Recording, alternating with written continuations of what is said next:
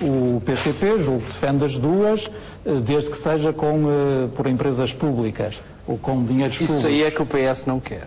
Na matéria de grandes investimentos públicos, o que é que o PCP vai A questão é complexa e há a vários tipos de investimento. Há pouco o Dr. António Mendonça dizia aí bem que o orçamento tem que ser um instrumento. É, aliás, dos poucos que nos restam em política económica, uma vez que outros estão já na alçada da União Europeia.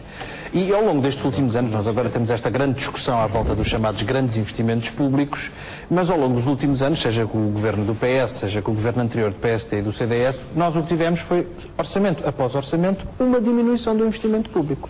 E isto é um facto que levou a que o desemprego aumentasse mesmo antes da crise internacional, a que a economia não crescesse, ou estagnasse, ou crescesse muito pouco, mesmo antes da crise internacional, e é a responsabilidade destes partidos que fizeram... Para controlar o déficit. Quanto à alta velocidade, eu acho que há várias questões que têm que ser postas. Nós entendemos que é importante haver uma ligação à rede europeia de alta velocidade e que isso deve fazer-se prioritariamente através da linha Lisboa-Madrid, porque, de facto, não faria sentido que Portugal se condenasse para sempre a estar fora dessa linha de alta velocidade, com toda a importância que tem, não só em relação ao transporte de passageiros, mas em relação ao transporte de mercadorias, que é um aspecto importante também nesta área. Mas depois há outras questões. Por exemplo, porque é que nós temos que ter estes chamados grandes investimentos públicos sempre com uma entrega ao setor privado?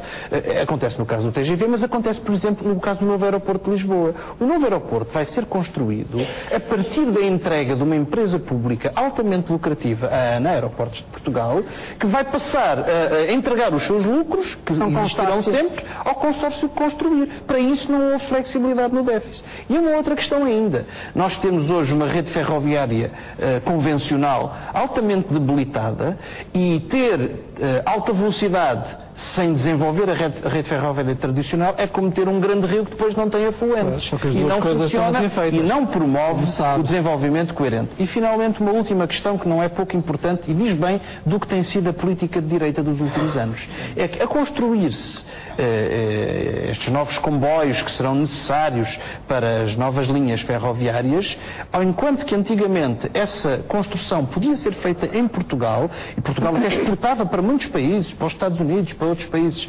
carruagens e equipamento ferroviário pesado, hoje isso não é possível porque se deixou que essas empresas desaparecessem, que multinacionais tomassem conta delas e depois as encerrassem, caso da Sorefam e de outras empresas. E isso hoje deixa o nosso país na situação de ir gastar muitos milhões de euros e de não reverter para a incorporação nacional, para a economia nacional, uma boa parte desses milhões que o Estado vai gastar. Eu queria dizer uma coisa.